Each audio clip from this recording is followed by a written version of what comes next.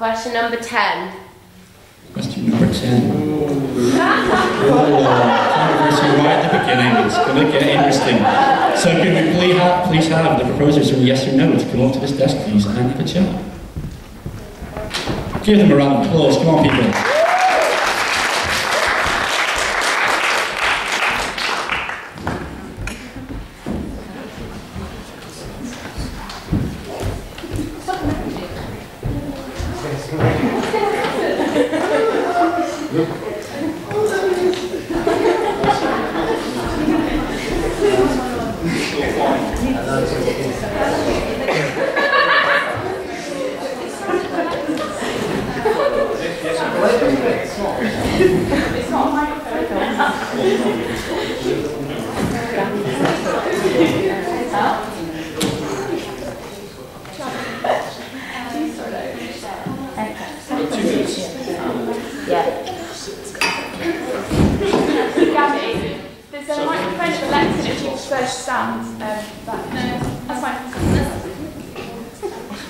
It's entirely up to you whether you stand or sit, whatever you feel most comfortable with.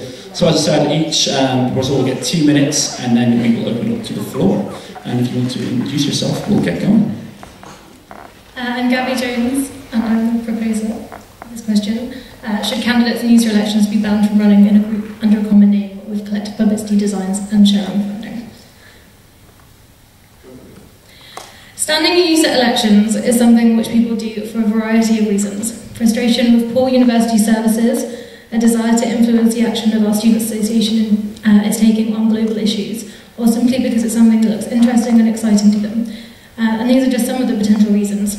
But one thing that must be consistent throughout is that elections must always be opening and non-threatening to those thinking of running. Currently, USA has no restriction on candidates clubbing together as a big group, sharing branding and a common name. And it is my view that this is a practice which leads to user elections appearing as something that only those within a faction, so to speak, can get involved with. While sharing election ideas and supporting other candidates in their elections is a positive thing, when this practice goes further and candidates run within what we commonly refer to as a slate, I believe that it becomes a negative thing. There is an important distinction between people running and having support from their friends who may share similar ideals to them, and people running in a group which runs in the same kind of form as a political organisation, in my view. And I think that often candidates who might say that they wouldn't have been elected had they not been part of those groups are underselling themselves, because I think from the factions that we've had in Edinburgh, there have been some excellent candidates that I voted for and that I think do a really good job as reps. I don't necessarily feel that they need those structures to stand and to win their elections. So really this question is about what we want user elections to be about in the future. Several large factions putting forward candidates they have selected internally to stand for election against other factions' candidates or individual students who want to be part of an organisation which can bring about real positive change at our university and elsewhere, standing in elections without any off-putting barriers in their way. Thank you very much. Okay, let's have a hear from Wisdom. You have 2 minutes to respond. Please introduce yourself. Hello, my name is Innes MacLeod. I think that you should vote no to this question, and I think that for a few reasons which I'll get onto in a second. Before I talk about this though, I would like to point out that there is a slight issue with the question in and of itself, in that it claims that groups can in fact share funding. This factually is incorrect. Groups cannot share funding, so that should be taken into consideration when reading of this question. I think some very good points were raised there. I think there are many barriers for independent candidates to stand in USA. I think groups of students coming together and collectively organising themselves and advertising the fact that they're doing this is not a barrier. I can take some personal experience for this. I ran in last year's election as part of a group that acted in this way. I would not have done so before because USA was very intimidating. Running in a USA election was quite scary. But if you organise in this way, this becomes very much less scary. You don't need to know how to design a poster because your friend can do it for you, who does know. And groups already organise like this, but they just don't advertise it. All this is doing is banning groups from being honest about how they are running. So all we're doing here is actually making the the elections more secretive in a sense. These groups will still organise in this way, will still run in this way. This question won't change that at all. It'll just mean that these groups can't actually be honest about how they are running. And there are benefits to groups running in this way. I mean, for instance, people have often said, in fact, that students vote for these groups just because they all have the same posters. I mean, that's really condescending to students. Students will look at this, see that they have the same posters, see that this means they stand for a same principle, and if they agree with that principle, they will vote for them. It just allows students a greater understanding of who they're voting for. And what this means is you could have groups of people like liberation groups. You could have groups of BME students running together to fight for BME issues, LGBT plus students running together to fight for these issues. I mean, there are many, many benefits to groups organising in this way. So I guess my main points come down to a few issues. The first, that this actually won't change anything at all. It will just make these elections more secretive. That organising in this way is actually very helpful. And yeah, I'll wrap it up. I think we should say. Okay, thank you very much. Both sides to the other's point of view is a barrier to accessibility for the election. So I'm going to open this up to the floor now. Does anyone want to put their hand in the air and question the two candidates? No, I must apologise. I don't have any roaming mics, so you'll have to shout very loudly and I will repeat it for you. Okay, I was wondering what the impact of a motion that reached Student Council that meant that voting records for more senior members of Student Council would mean for this. If students vote for someone that's in a group, they would probably expect for them to vote in the same way as other members of that group, because it's representing, it's a group that is representing the members of it. If students then feel they oppose a motion, but think that might weaken their position within their colleagues if they've got a record of that, what impact do they think they have? I don't know, is that clear, what I'm trying to say? You can sum that up. If voting records are kept, people might expect those running as an organised group to vote in the same way. If an individual feels they don't want to, they could feel obliged to, because their record will be kept and it can be checked. Okay, so I guess is there a conflict of interest there? Yes, yeah. Excellent, okay. Well, I don't think, I certainly hope not that any slates that do exist within NUSA wouldn't pressure candidates on Student Council to vote a certain way. I don't think that happens, but obviously, I mean, if we go down a path where there are just several big slates on Student Council, all kind of vying against each other to have the biggest number of seats, kind of like what you'd see in Parliament. I mean, I think then that could happen, which would obviously be a negative thing, but I don't think that's an issue right now. Either those on slates can tell me, but I don't think it is. Yeah, no, I agree. I don't think that's actually an issue.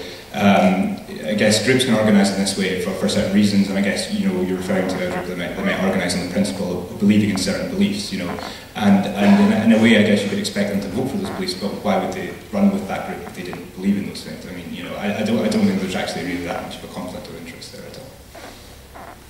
So we have some agreement, which is always refreshing. Any more questions? Yes. Hello. Hello. Hello there. I wanted to ask Ines. I always say that both, all questions must be directed to both participants, I believe. Okay, fine. I would ask both people then, but mainly Ines. If he thinks there is a difference between one poster bearing the face of two candidates with a common logo and common group name, which would be banned under the current rules, or two posters, separate posters, displaying one face each, but bearing the same common logo and common name right next to each other. So can you repeat that? Okay. Imagine this, Graham. You get an A3 bit of paper. Forgive me. You put a line down the middle. You put a face on each side. Each side also has the same logo and same group name. Yeah. What's the difference between that and two A4 posters with one face on each and the same name and logo right next to each other? Okay, so I guess it's a question about the rules to a certain degree. What is the difference? I guess the difference is that one's one piece of paper and the other is two pieces of paper. A very literal difference there, but yeah, I get what you're trying to get at there, Callum.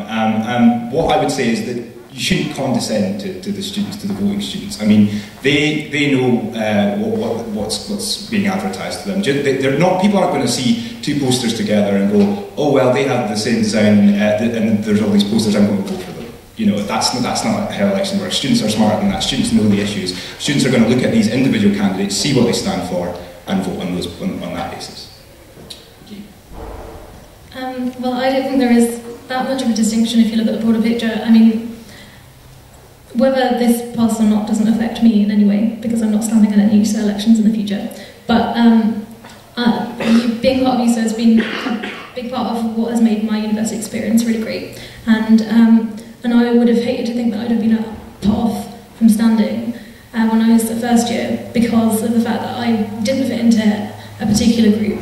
If you see lots of posters that are very similar, it's quite obvious that people are organising in large groups. And I mean, if that is the norm, and you're not part of one of those groups, you don't know the people that are involved in those groups, are you going to be put off from running? I think probably yes. When I was the first year, I wasn't sure of what I thought politically in a lot of ways. I think coming to university is, you come to discuss things and to learn about like where you sit in terms of your political beliefs and what you think is right, what you think is wrong.